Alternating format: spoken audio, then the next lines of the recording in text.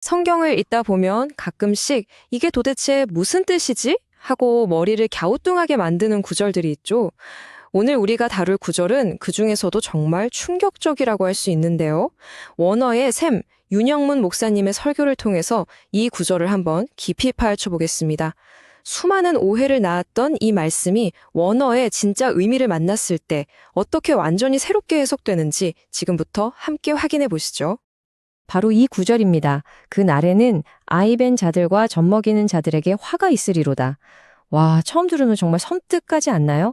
임신과 출산은 분명 축복인데 왜 성경은 이들에게 저주에 가까운 말을 하는 걸까요? 윤영문 목사님 설교가 던지는 핵심 질문이 바로 이것입니다.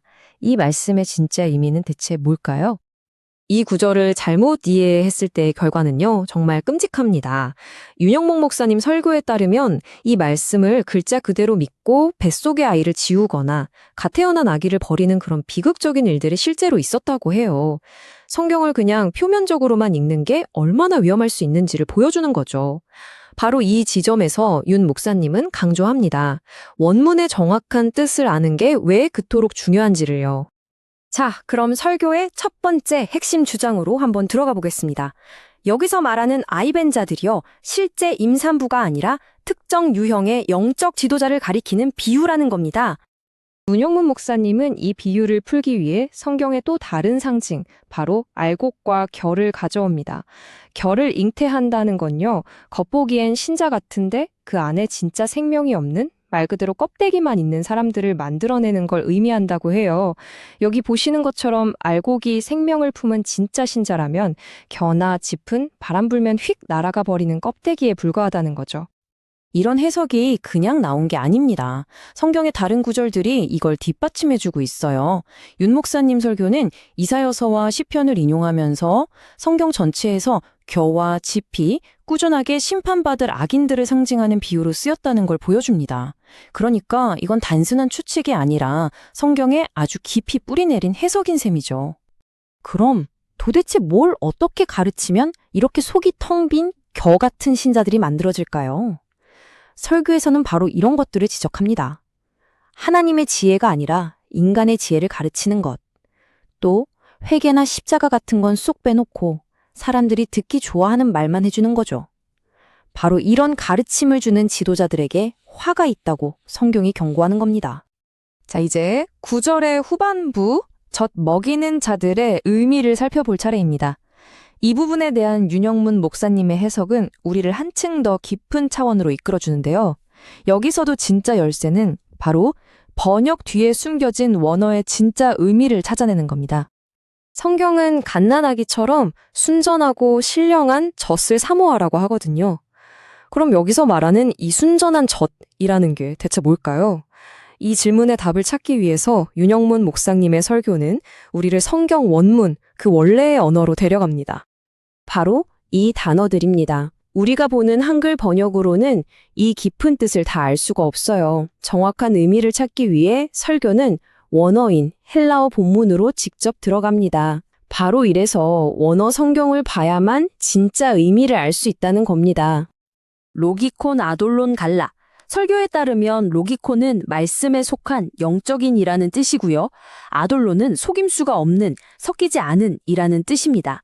합쳐보면 인간의 생각이나 거짓이 단 1%도 섞이지 않은 100% 순수한 하나님의 말씀, 바로 그거죠.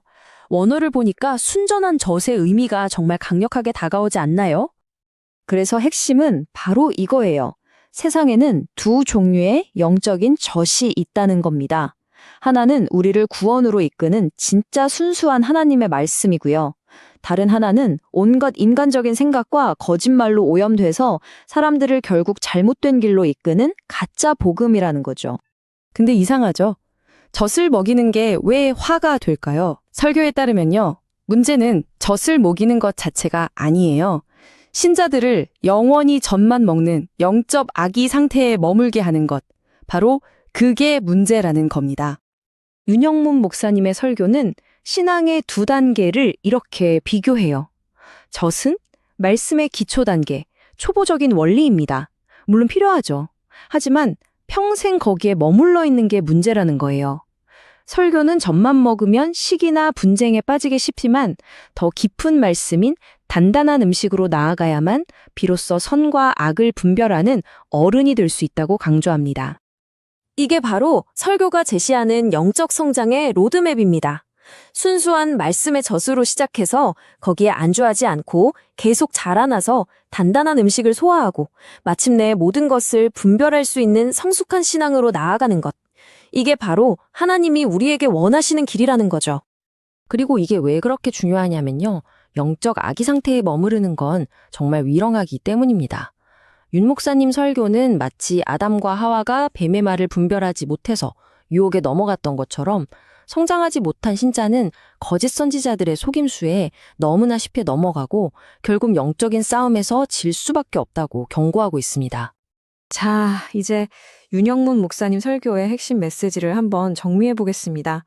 결국 우리 앞에는 아주 뚜렷한 두 갈래 길이 놓여 있는 셈입니다. 바로 이 표가 그 두 길의 차이를 정말 명확하게 보여주죠. 한쪽은 결절을 만들고 영적 악의에 머물러서 결국 심판으로 가는 화가 있는 길이고요. 다른 한쪽은 진짜 열매를 맺고 장성한 자로 자라서 진리를 분별하고 마침내 하나님 나라를 상속받는 구원의 길입니다. 여러분은 지금 어느 길 위에 서 계신가요? 그래서 오늘 이야기의 최종 결론은 바로 이것입니다. 성경을 진짜로 이해하려면 우리가 읽는 번역본, 그 글자 너머에 숨겨진 더 깊고 본질적인 의미, 즉 원어가 담고 있는 진짜 뜻을 파악해야 한다는 것.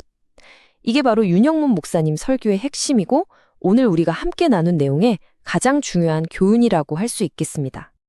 마지막으로 이 설교는 우리 각자에게 이 질문을 던집니다. 당신의 믿음은 어떻습니까? 아직 말씀의 초보 단계인 젖에 머물러 있습니까? 아니면 선과 악을 분별하는 단단한 음식을 먹는 신앙으로 나아가고 있습니까? 이제 우리 스스로에게 답해 볼 시간입니다.